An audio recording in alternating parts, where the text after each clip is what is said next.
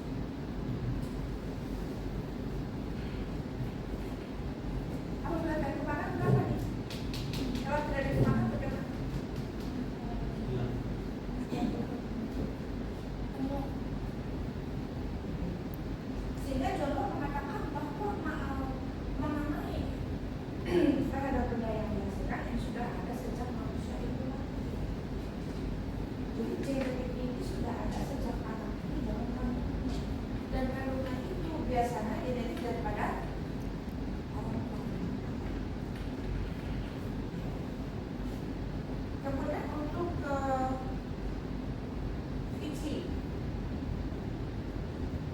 Fiksi menyatakan bahwa hak milik adalah suatu hak milik yang berasal dari si pencipta. Ada pada bukunya yang dimaksudkan hak ini adalah isi dari ciptaan. Ya. Apa yang dimaksud dengan isi Oh iya, oke Mbak. dari ciptaan dari manusia? Ini akan dibuat secara tertulis berdasarkan riset yang ada dari riset pertama, kedua, ketiga, keempat, dan seterusnya. Riset inilah yang dituangkan dalam bentuk tertulis yang nantinya akan dibuat sebuah untuk di saat ini, ya, perkembangan waktunya, maka riset ini akan dilaporkan kepada pihak yang berwenang menentukan terhadap hak cipta.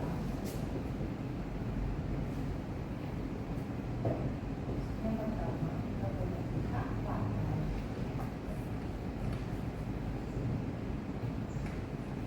Ini hak cipta dan hak. Apa bedanya hak cipta dan hak? Saya bisa jawab. Hak cipta ini adalah hak yang diciptakan oleh sekelompok atau seseorang menciptakan sesuatu hal atau sesuatu ciptaan yang bermanfaat bagi kemudian hak paten ini adalah hak yang mematenkan terhadap hak ciptanya untuk tidak dapat diduplikasi oleh pihak-pihak. Di sini ada pertanyaan? Silakan. Ya. Kalau misalnya sistem franchise itu tuh bisa dikategorikan sebagai hak kekayaan intelektual nggak? Kalau franchise itu dia mempunyai satu pencetus terhadap hak yang misalnya kayak Indomart, Alfamart, McDonald, Levi's, kemudian kita nggak usah jauh-jauh kayak UBR. UBR itu punya logo. Ya. Logo UBR itu adalah gambar bintang, buku dan buku dan pen. UBR. Kenapa? Setiap universitas itu mempunyai ada apabila untuk logo ini tidak bisa dibuat oleh pihak-pihak lain dan apabila ada nanti muncul universitas yang bernama UBR lagi, misalnya UBR-nya singkatannya beda Bu, jadi yang itu bernama misalkan Universitas Bandung Lautan misalnya. Nah, kalau logonya sama ini tidak bisa. Begitu juga dengan franchise, seperti kayak franchise-nya apa namanya ayam Nurkat Bensu, ya ayam Nurkat Bensu. Kalau Nurkat Bensu kalau dia kok franchise sama dia, ada juga namanya udah kenal belum? Namanya Soto Boyolali. Soto Boyolali. Kalau soto ini merupakan kata jamak yang dimana setiap orang bisa menyebutkan kata soto, bisa menuliskan kata soto.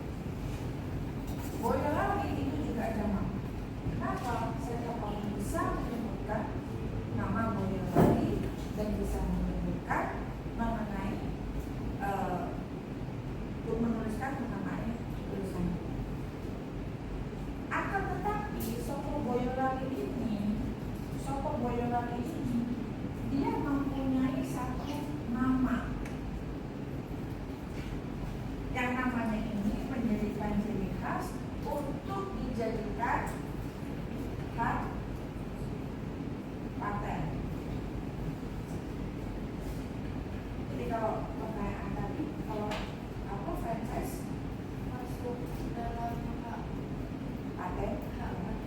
Jadi kalau franchise itu merupakan salah satu hak yang nantinya dalam spesifikasinya hak patentnya apa nih? Mengenai ayam geprek, mengenai soto, mengenai Indomart, mengenai apa segala macam itu item-item nanti dituangkan dalam satu item yang dibuat oleh penulis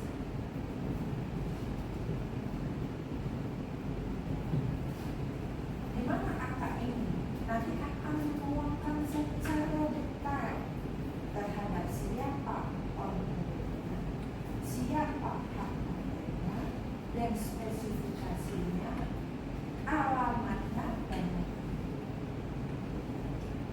ya. Baik, kemudian kita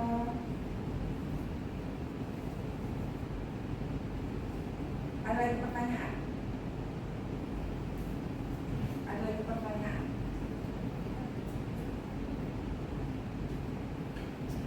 Ya. Jadi kemudian bagaimana Bu? Kalau misalkan hak paten ini atau akan digunakan oleh pihak lain, apakah itu dalam bentuk kerjasama atau membeli saham atau akan menjadi sering? Kalau kita misalkan kerjasama, ini adalah mereka mendapatkan satu ketentuan dari si pemilik paten untuk mendapatkan berapa profit yang akan diserahkan kepada pihak si pemilik pemilik. Kemudian kalau kita membeli saham, maka dalam satu franchise misalkan Indomaret itu mereka akan memiliki saham yang dimiliki oleh beberapa orang sebagai pemilik saham. Kalau saya mau menjadi cabang daripada misalkan katakanlah kita lihat McDonald itu dia mempunyai saham yang dijual secara tertutup atau terbuka. Kalau misalkan dibuat secara tertutup, maka itu hanya diberikan kepada intern pemegang saham. Kemudian apakah intern pemegang saham ini bisa mengalihkan kepada pihak lain? Hal ini bisa iya, bisa tidak, tergantung daripada klausul di dalam akte pendiriannya.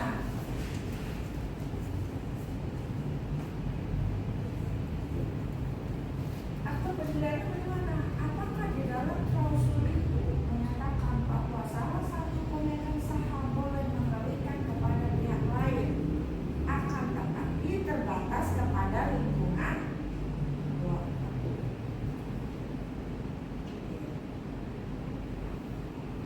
Satu hal lagi, hak paten. Ini hak paten dan hak cipta ini bisa diwariskan nggak? Bisa. Bisa? Ya. Rasanya? Kalian tahu?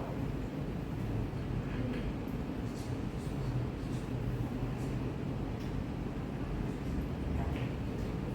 Ini bisa diwariskan.